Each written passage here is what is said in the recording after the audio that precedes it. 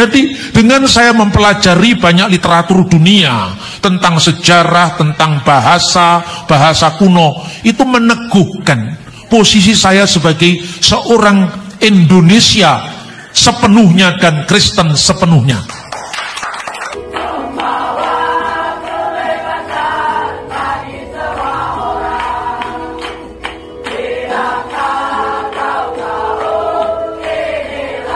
Sejak abad ketiga sebelum Masehi, ketika Alexander Agung menguasai Timur Tengah, Alkitab mulai diterjemahkan ke dalam bahasa Yunani, namanya Septuaginta. Sejak saat itu bahasa Yunani menjadi bahasa lingua franca, bahasa internasional saat itu dari barat sampai ke timur. Itulah sebabnya Injil sampai kepada kita dalam bahasa Yunani demi jangkauan universal. Injil bisa diterima, dibaca, dan menyebar di seluruh dunia. Tetapi sehari-hari, ketika Yesus dan para rasulnya masuk ke sinagog, ke rumah ibadat, ibadah di bait suci di Yerusalem, mayoritas dalam bahasa Ibrani. Ketika Roma menguasai Timur Tengah, abad pertama sebelum Masehi, jatuhlah Israel ke tangan Roma. Bahasa Latin menjadi bahasa administrasi Imperium Roma saat itu. Sehingga dengan demikian bahasa Ibrani, Yunani, Latin, dan Aram menjadi bahasa yang hidup pada abad pertama Masehi. Kenapa ini saya sampaikan? Karena belajar kitab suci itu tidak lebih mudah dari belajar kitab suci agama lain yang hanya muncul dalam konteks satu zaman, satu masa, satu nabi yang dianggap penerima wahyu, dan satu budaya, bahkan satu sistem kalender. Karena itu, saudara-saudara, kenapa ini penting ya?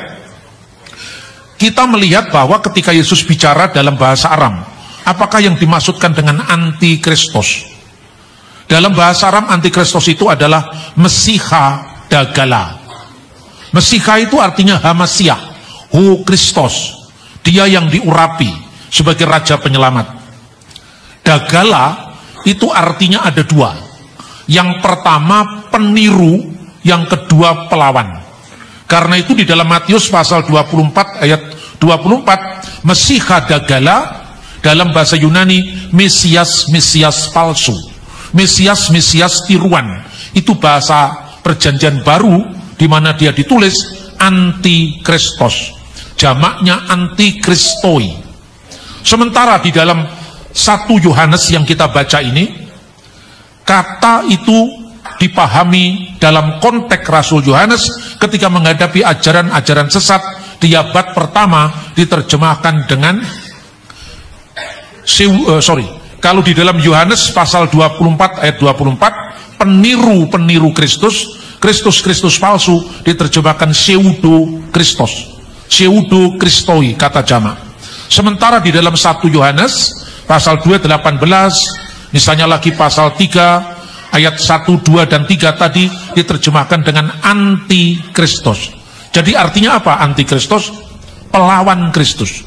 Jadi perhatikan, antikristos artinya pelawan, melawan ajaran Yesus, melawan Kristus, tetapi juga pseudo Kristoi, Mesias palsu, Mesias tiruan.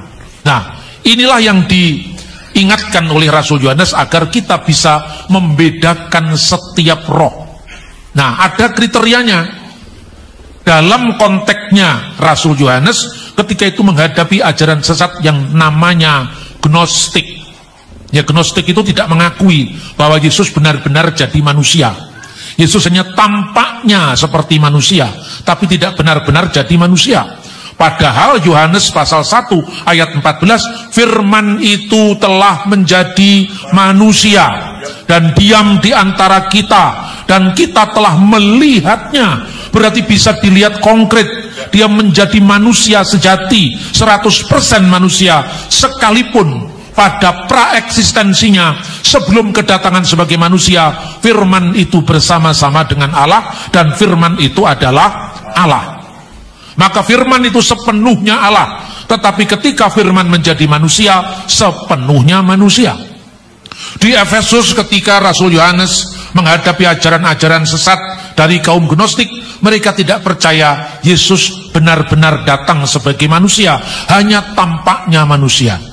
Pada akhir abad pertama diajarkan oleh seorang pemimpin bidat namanya Kerintus. Bedakan dengan kota Korintus. Di abad kedua lagi diajarkan oleh seorang namanya Markion. Markion itu punya ajaran pengembangan dari Gnostik, Doketisme. Doketisme itu asalnya dari kata dukein, tampaknya artinya, disamarkannya. Jadi Yesus itu manusia samar-samar, tidak benar-benar manusia. Di abad berikutnya lagi di Alexandria muncul ajaran bidat namanya Basilides. Karena Yesus tidak benar-benar jadi manusia, maka tidak mungkin bayangan bisa disalib. Lalu dia bikin teori bahwa yang disalibkan itu adalah Simon orang Kirene, yang wajahnya diserupakan dengan Yesus, maka dialah yang disalibkan menggantikan Yesus Kristus. Inilah ajaran yang terus berkembang dari ibu yang sama, yaitu ajaran Gnostik. Nah, dari sini kemudian nanti pada abad kedua, ketiga, keempat berkembang menjadi macam-macam sekte, yang intinya sekte itu seolah-olah Kristen. Karena apa? Seolah-olah Kristen karena sekte itu sebenarnya adalah Kristus-Kristus tiruan, ya, sebenarnya adalah pseudo Kristoi, yaitu Kristus-Kristus palsu. Tapi sesungguhnya inti ajarannya bukan membela Yesus, inti ajarannya bukan mengikuti Yesus, tapi melawan ajaran Yesus. Maka roh yang harus dibedakan itu adalah tandanya apa? Demikian kita mengenal roh Allah, setiap roh yang mengaku bahwa Yesus Kristus telah datang sebagai manusia.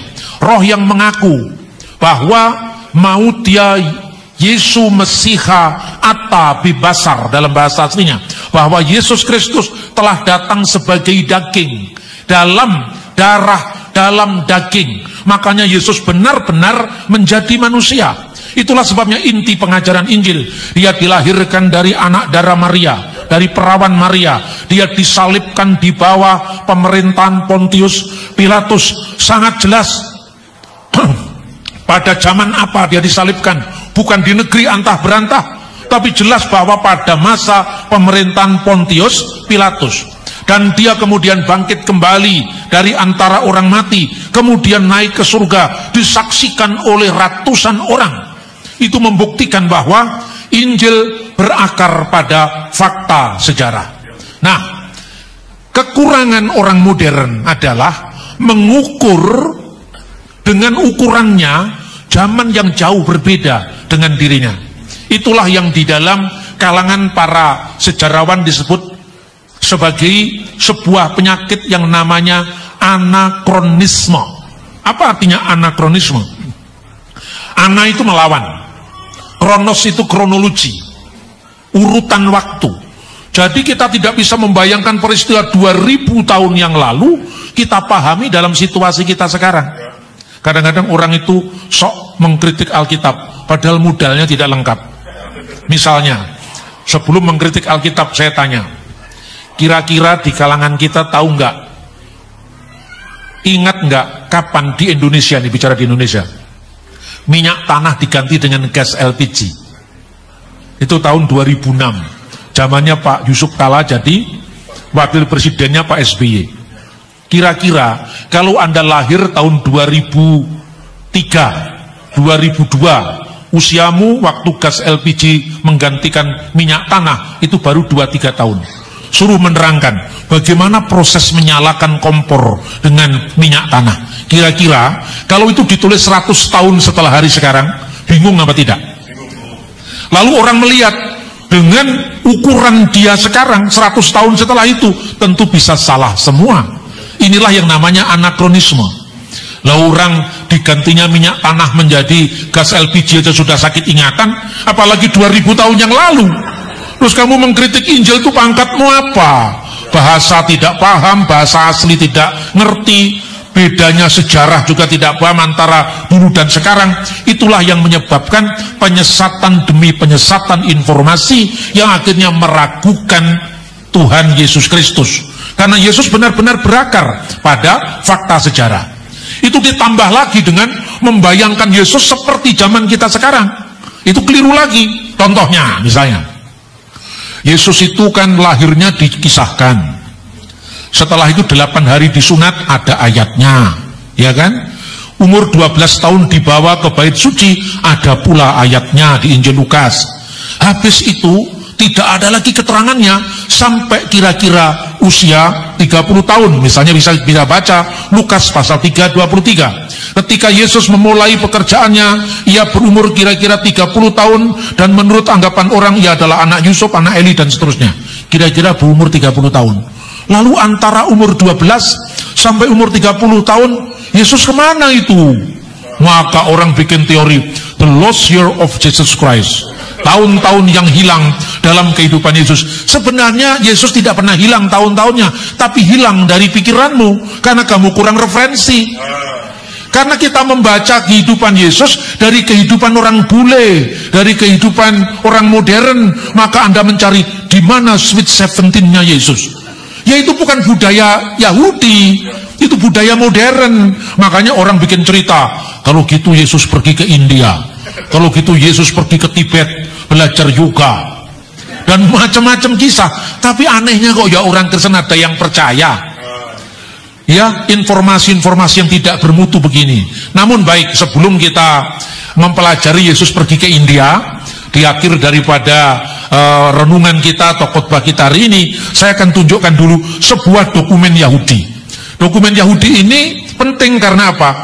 Kita harus mengukur kehidupan Yesus dari cara hidupnya sebagai orang Yahudi. Dokumen itu kira-kira ditulis setelah Yesus, namun dia merekam fakta-fakta tentang kehidupan sosial, budaya, dan religi di zaman Yesus. Itu masuk di dalam traktat namanya Pirkei Avot. Pirkei Avot itu artinya Ethic of the Fathers. Jadi etika bapak-bapak leluhur bangsa Israel. Pada Pirkei Avot 21, ini bunyinya seperti ini.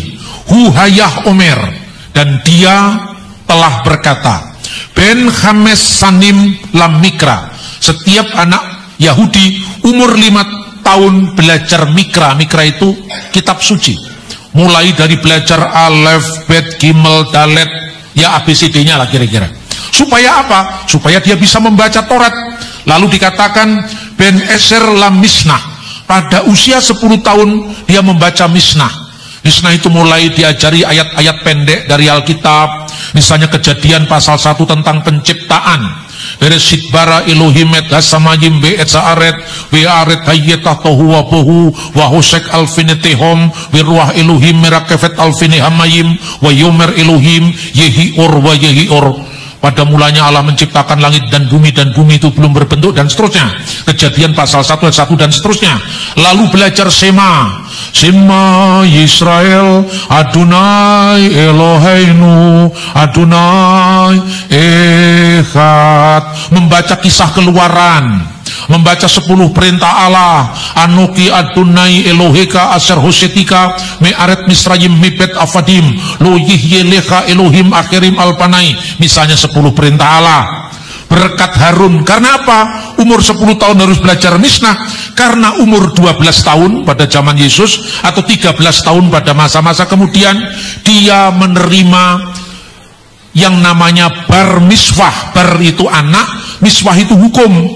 Anak umur 13 tahun atau 12 tahun pada zaman Yesus itu disebut sebagai usia bar miswah. Ben selos esreh la misfot, menerima hukum Taurat. Maka Yesus dibawa ke Bait Allah umur 12 tahun. Lalu umur 15 tahun dia belajar Talmud.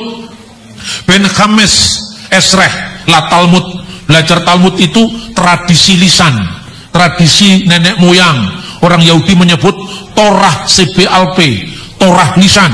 Lalu pada umur 18 tahun ia disebut sebagai usia pernikahan. Ya, umur 18 tahun usia pernikahan. Lalu pada usia 20 tahun itu disebut sebagai usia lirdov, Ben Esrim lirdov, usia mencari mata pencarian. Lalu usia 30 tahun Ben Selosim lakoah, usia kekuatan, 30 tahun. Lalu usia 40 tahun Ben Arbaim labina, usia 40 tahun usia sanaan. Usia 50 tahun ben khamisim la itsah, usia memberi nasihat. Nah, ini usia-usia penting. Nanti usia 60 tahun usia tua, 70 tahun usia sempurna, 80 tahun itu bonus ya. Karena usia manusia itu 70, kalau kuat 80 tahun, usia 90 sampai terakhir usia 100. Itu ada di dalam traktat yang namanya Pirkei Avot. Nah, saudara-saudara yang terkasih di dalam Tuhan, itu sebabnya kenapa Yesus tampil di depan umum usia 30 tahun. Karena usia itu usia awal pelayanan bagi orang Yahudi. Disebutkan di mana? Bilangan 4 ayat 3. Hitunglah yang berumur 30 tahun ke atas sampai yang berumur 50 tahun. Semua orang yang kena wajib tugas supaya mereka melakukan pekerjaan di kemah pertemuan. Usia 30 sampai 50 tahun. Itu sebabnya di dalam Yohanes pasal 8 ayat 58 sampai 57, Abraham bersuka cita bahwa ia akan melihat hariku, dan ia telah melihatnya dan ia bersuka cita. Apa reaksi orang Yahudi? Kata orang Yahudi kepadanya, umurmu belum sampai 50 tahun. Kenapa umurmu belum sampai 50 tahun?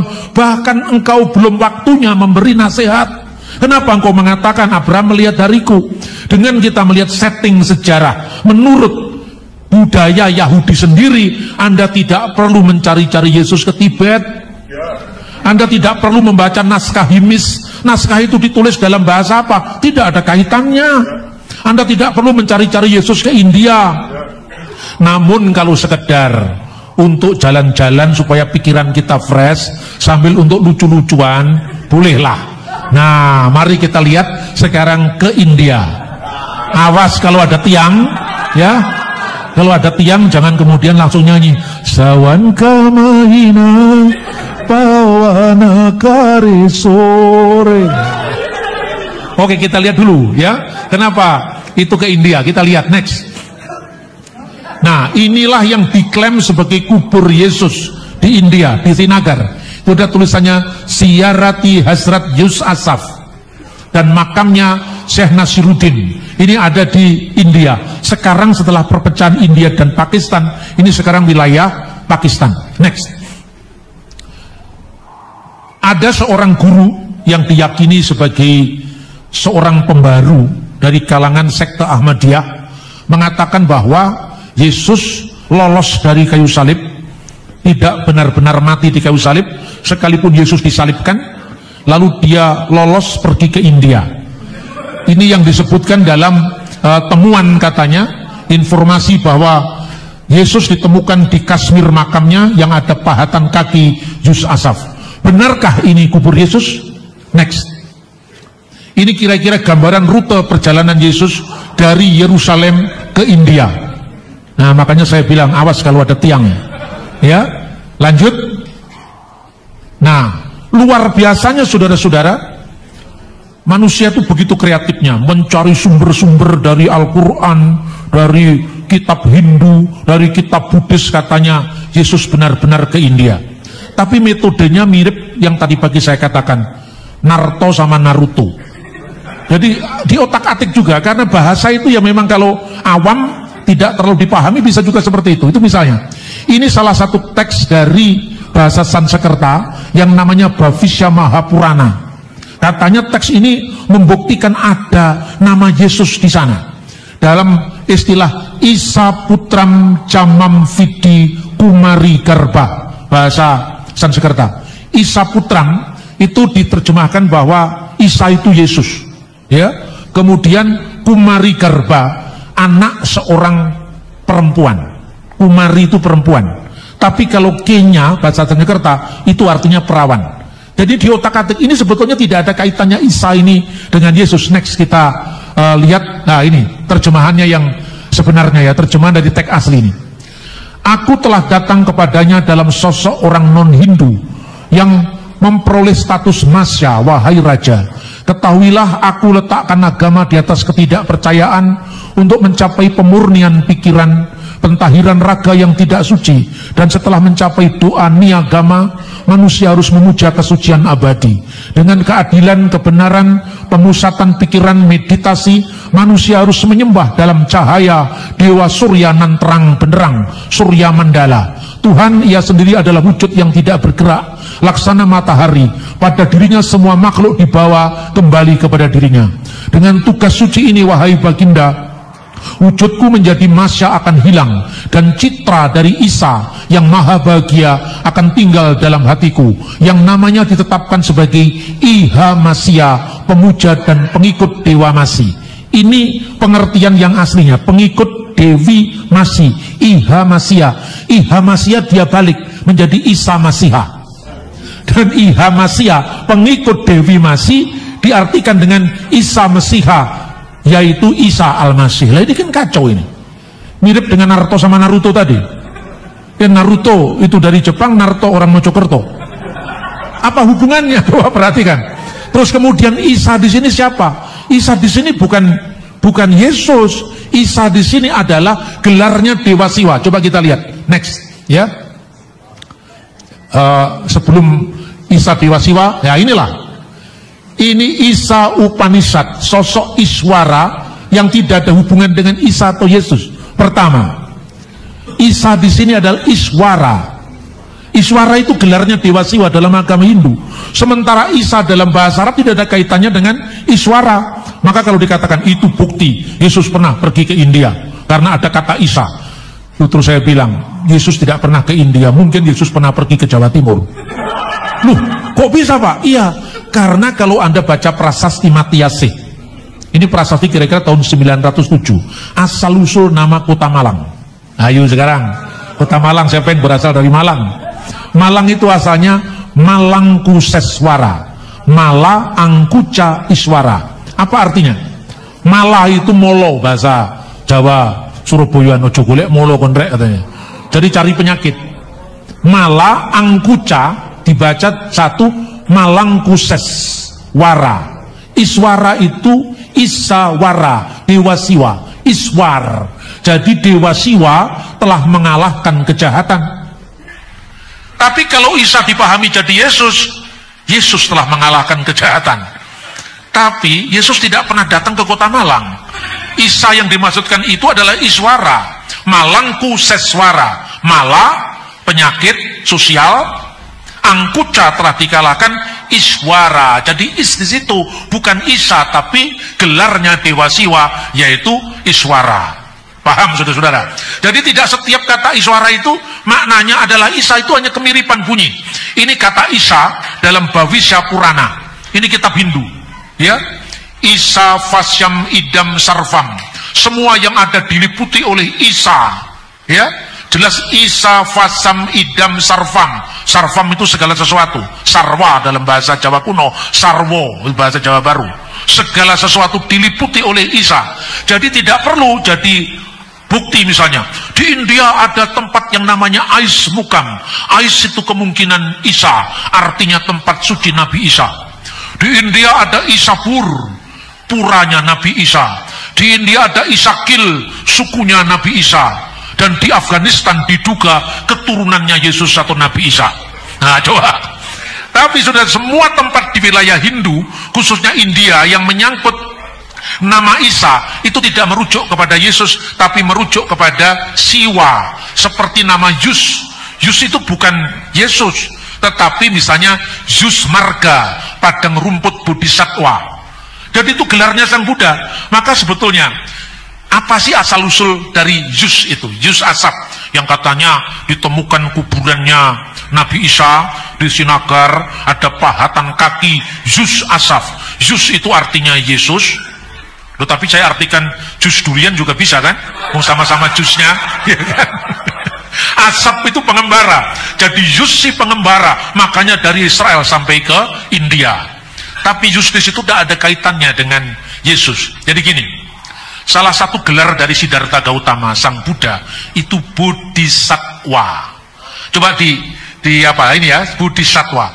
Bodhisattva itu tertulis dalam bahasa Arab Buddhasaf. Kapan ini terjadi? Abad ke-10 banyak karya-karya India diterjemahkan dalam bahasa Arab. Antara lain Kisah 1001 Malam. Itu asalnya dari India, dibawa ke negara-negara Arab, khususnya di zaman dinasti Abbasiyah. Maka kisah tentang Bodhisattva diterjemahkan dalam bahasa Arab, dan Arabnya Buddhasaf. Kemudian karena tulisan tangan, huruf ya mengubah huruf ba karena titik satu ketambahan titik. Jadi zud dari buddhasaf jadi bodhisatwa kadang-kadang berubah menjadi zuddasaf. Berikutnya lagi huruf zal ya berubah menjadi za. Jadi dari buddhasaf, zuddasaf menjadi zuzzasaf. Lalu ketambahan alif, zuz dipisahkan asaf. Jadi tidak ada kaitan dengan Yesus itu pelafalan dari bodhisatwa, zuddasaf jadi zuzzasaf. Itu perubahan yang begitu wajar. Ya, kemudian konteksnya Yusasaf itu apa? Itu adalah tempat sang Buddha Gautama. Buddha Gautama itu di manakah kotanya? Salah satunya yang berkaitan dengan sejarahnya Kusinara. Kusinara itu dalam ejaan tertentu di India dibaca Kusinar. Kusinara, Kusinar diarabkan jadi Kashmir. Makanya namanya Kashmir. Maka saudara-saudara saya nih sebetulnya tidak terlalu ahli bahasa Sanskerta. Tapi ketika saya pernah meneliti yang namanya perundang-undangan Majapahit, itu saya pernah mengambil studi tentang Jawa kuno di Universitas Udayana di Bali. Saya belajar bahasa Jawa kuno. Jadi Jawa kuno itu nggak dilestarikan di Jawa, tapi dilestarikan di Bali. Karena banyaknya ungkapan Indonesia Jawa kuno dari bahasa Sanskrit, terpaksa saya mempelajari secara sekilas saja bahasa Sanskerta. Maka sebetulnya saya bisa menghafal beberapa teks Bhagavad Gita, Ramayana, dan itu saya gunakan untuk memperkuat sejarah Indonesia. Misalnya kepulauan-kepulauan Indonesia itu bisa disebutkan dalam kisah Ramayana India. Itu dikatakan misalnya Yatnawanto Jawa Dwipam Saptaraju Pasubitam Suwarna Rupiaka Dwipam Suwarna Karamanditam Jawa Dwipam Matikram Yasisrunama Parwata. Jelajahilah Pulau Jawa, suatu negeri yang terdiri dari 7 kerajaan sebagai hiasan, pulau emas, pulau perak, negeri yang ada tambang-tambang emas. Di sebelah paling jauh dari Pulau Jawa itu ada sebuah tempat yang punya gunung tinggi bersalju mencapai langit, itu Jayawijaya. Itu ada dalam abad pertama Masehi dalam Srimad Walmiki Ramayana. Dikit-dikitlah juga kemudian saya bisa nyanyi lagu-lagu India, tapi jangan sampai ada tiang di situ, bahaya. Karmani wadikarasti mapalesu kadacana. Itu kira-kira sabdanya Sri Krishna. Jadi dengan saya mempelajari banyak literatur dunia tentang sejarah, tentang bahasa kuno, itu meneguhkan posisi saya sebagai seorang Indonesia sepenuhnya dan Kristen sepenuhnya. Tapi kecintaan saya terhadap Indonesia adalah sama dengan penghormatan kecintaan saya terhadap negara-negara lain. Karena apa? Saya bertumbuh di negeri saya Indonesia, sebagaimana orang lain bertumbuh di negeri lain, di Amerika, di Australia, dan di mana kamu ditempatkan, kamu harus memberkati tempat-tempat di mana Tuhan membuang engkau. Nah ini penting. Yang terakhir, bagaimana kemudian Isa itu bukan Isakil atau Isapur yang berkaitan dengan misalnya kaitannya dengan Siwa, kaitannya dengan Buddha. Isa dalam bahasa Arab itu beda dengan Iswara dalam bahasa Sanskerta. Meskipun sama Isanya mirip dengan sama-sama Naruto dan Naruto tadi. Ini perbedaan. Kira-kira begini saudara-saudara, kenapa nama Yesus, Yesua menjadi Isa? Dan Isanya, I di situnya itu Ain, bukan Alif. Sementara kata Isa dalam bahasa Sanskerta itu bukan Ain, tapi A biasa. Ya, Isa. Isa Putram. Isa Putram itu putranya Isa. Loh, nah di sini katanya Isa itu Yesus. Kok dikatakan Isa Putram? Ya putranya Isa, artinya putranya Isa yang Siwa, bukan Isa Yesus. Lah Isa itu dari Yesua. Yesua huruf Yod bahasa Ibrani seringkali berubah menjadi Alef. Misalnya Yerusalem, Shalom Shalom Yerusalem, Shalom Shalom Yerusalem bahasa Ibrani. Yerusalem menjadi Urushalim. Yarden, Yordania menjadi Urdun. Yesua menjadi bahasa Aram Yesua, Isua, Isa. Lu kok bisa begitu? Bisa, kenapa? Bapaknya Daud namanya siapa? Yese. Jadi Isai. Itu namanya phonetic correspondent. Karena biasanya pronunciation setiap bangsa itu beda. Orang Tionghoa tidak bisa ngomong huruf S di akhir nama-nama Yunani. Maka Yesus dibaca Yesu. Fong Chu Yesu Tokmi, in the name of Jesus Christ. Benar apa tidak? Maka orang Arab kadang-kadang huruf Yod itu berubah menjadi Ain atau Alif Hamzah. Makanya Iswa menjadi Isa, Iso O panjang menjadi A panjang. Contohnya Shalom, bahasa Ibrani, Shalom alaihim, salam atas engkau sekalian. Menjadi bahasa Arab Shalom, Shin, Lamed, Vav, Mim, Shalom. V berubah menjadi Alif, salam. Shalom alaihim menjadi Assalamualaikum. Ini proses korespondensi bunyi yang wajar. Jadi tidak usah dipersoalkan Isa atau Yesus dalam konteks bahasa, sekalipun isinya beda. Maka kalau orang tanya kepada saya, Pak Bambang kenapa menyamakan Isa dengan Yesus? Saya tidak pernah menyamakan Isanya Islam dengan Yesus Kristen. Tapi asal usul bahasa Isa itu hasil phonetic koresponden. Seperti misalnya Epistle of James. Itu artinya apa? Surat Yakobus. Kok bisa Yaakub Ibrani, Yakub Arab, Yakub bahasa Aram, bisa James bahasa Inggris? Begitu jauh sekali. James itu merujuk kepada Yakub, Yaakub. Bahasa Prancisnya Jack. Bahasa Jawanya Joko, yang enggak lah, enggak ada kaitannya Joko dengan Jack, itu beda. Dilihat konteksnya apa gitu. Maka orang yang mempersoalkan bedakan antara teologinya dan asal usul bahasanya. Maka gereja Isa Al-Masih tidak usah ganti nama, tidak apa-apa. Terus orang nanya mempersoalkan, saya katakan jangan mempersoalkan hal-hal yang sifatnya tidak urgent. Terus saya tanya, jadi pilih Isa atau pilih Yesus Pak? Tergantung kitab suci apa yang dibaca. Sekarang sebelum saya jawab, pilih Isa atau pilih Yesus, saya tanya, kamu pilih gereja Isa Al-Masih atau pilih gereja Yesus Kristus dari orang-orang suci zaman akhir? Ayo pilih mana? Gereja Isa Al-Masih, lu pakai kata Isa, tapi Isanya di sini sama dengan Yesus dalam Alkitab terjemahan bahasa Indonesia, anggota PGI. Keyakinannya sama, teologinya sama dengan kita. Tapi kalau The Church of Jesus Christ itu gereja Mormon. Ayo sekarang, namanya Yesus Kristus tapi gerejanya Mormon. Mari kita berkembang, berproses, naik level, bukan sekedar mempersoalkan hal-hal yang remeh-temeh, hal-hal yang tidak penting, tapi substansi dari semuanya itu yang lebih penting. Yesus yang pergi ke India bukan Yesus kita. Yesus yang diserupakan wajahnya dengan orang lain seperti yang diajarkan Basilides abad ketiga sebelum Masehi, yang digantikan wajahnya dengan Simon orang Kirene, bukan Yesus kita.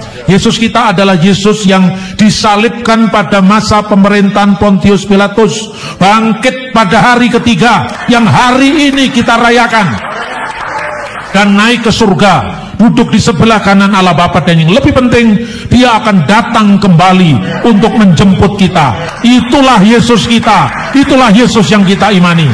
Selamat Paskah, selamat merayakan kebangkitan Yesus. Tuhan memberkati. Amin.